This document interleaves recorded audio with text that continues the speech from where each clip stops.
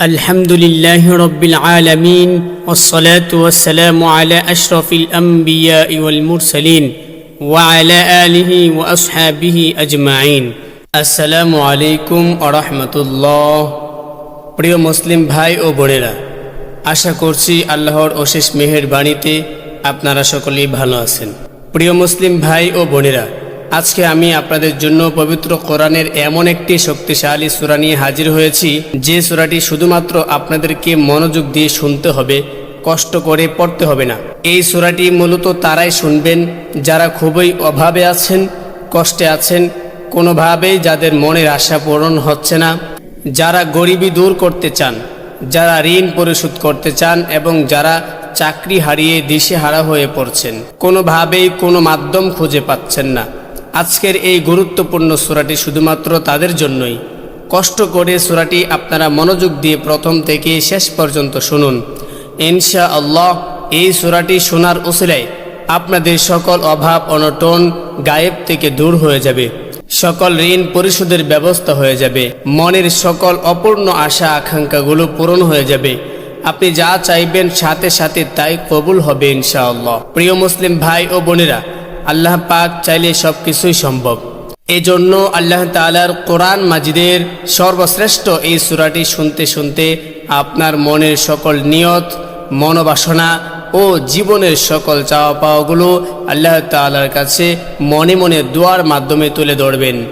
আল্লাহ চান তো মুহূর্তেই আপনার জীবনটা নিমিষেই পরিবর্তন হয়ে যাবে। প্রিয় মুসলিম ভাই ও বোনেরা, জীবনে তো অনেক প্রচেষ্টাই করেছেন, একবার না হয় কোরআন মাজিদের এই সূরাটির উপর বিশ্বাস রেখে প্রথম থেকে শেষ পর্যন্ত শুনলেন।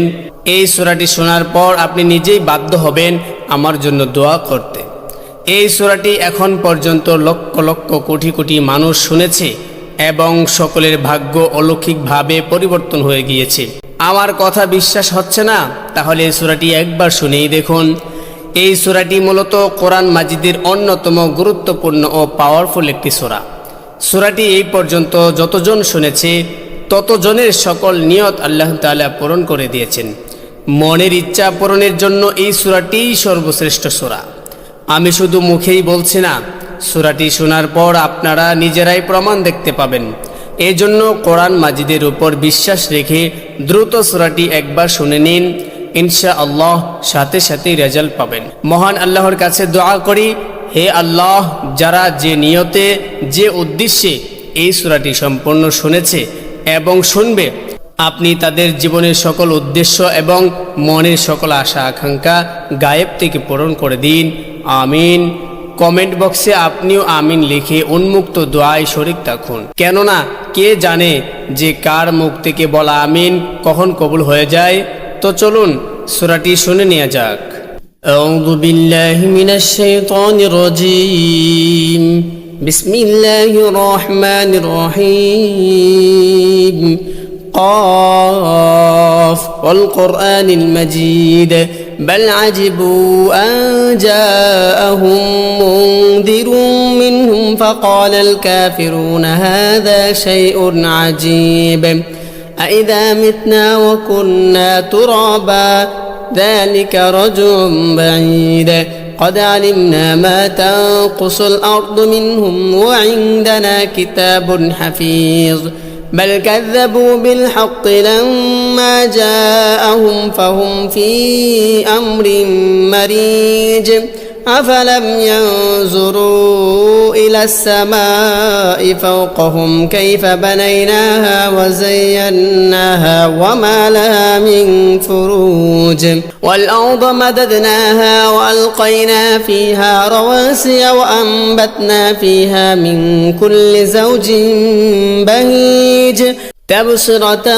وذكرى لكل عبد منيب ونزلنا من السماء ماء مباركا فأنبتنا به جنات وحب الحصيد والنخل باسقات لها طلع نضيد رزقا للعباد وأحيينا به بلدة ميتا كذلك الخروج كذبت قبلهم قوم نوح وأصحاب الرس وثمود وعاد وفرعون وإخوان لوط وأصحاب الأيكة وقوم تبع كل كذب الرسل فحق وعيد أفعينا بالخلق الأول بل هم في لبس من خلق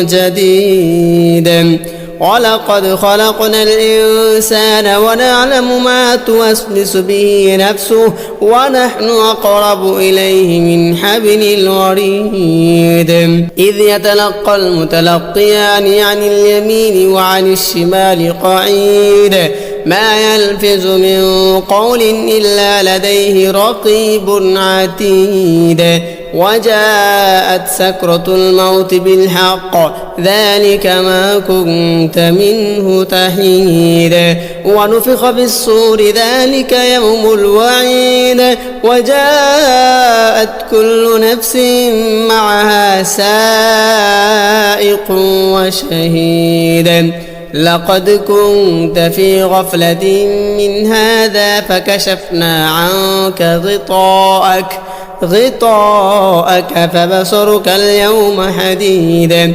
وقال قرينه هذا ما لدي عتيد ألقيا في جهنم كل كفار عنيد مناع للخير معتد مريب الذي جعل مع الله إلها آخر فألقياه في العذاب الشديد قال قرينه ربنا ما أطغيته ولكن كان في ضلال بعيد قال لا تختصموا لدي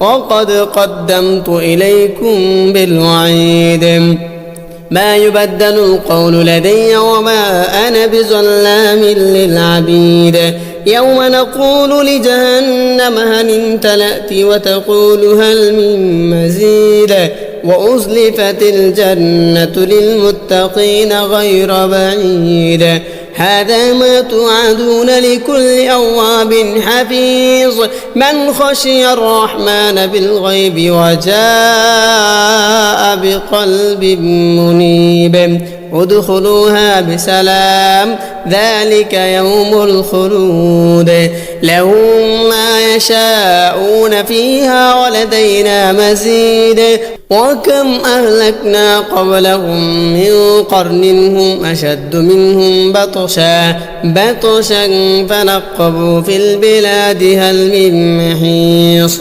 إن في ذلك لذكرى لمن كان له قلب أو ألقى السمع وهو شهيد ولقد خلقنا السماوات والأرض وما بينهما في 6 أيام وما مسنا باللغوب فاصبر على ما يقولون وسبح بحمد ربك قبل طلوع الشمس وقبل الغروب ومن الليل فسبحه وأدبار السجود واستمع يوم ينادي المناد من مكان قريب يوم يسمعون الصيحة بالحق ذلك يوم الخروج إنا نحن نحيي ونميت وإلينا المصير يوم تشقق الأرض عنهم صراعا ذلك حشر علينا يسير نحن أعلم بما يقولون وما أنت عليهم بجبار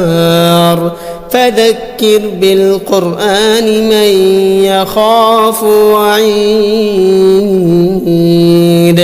صدق الله العظيم.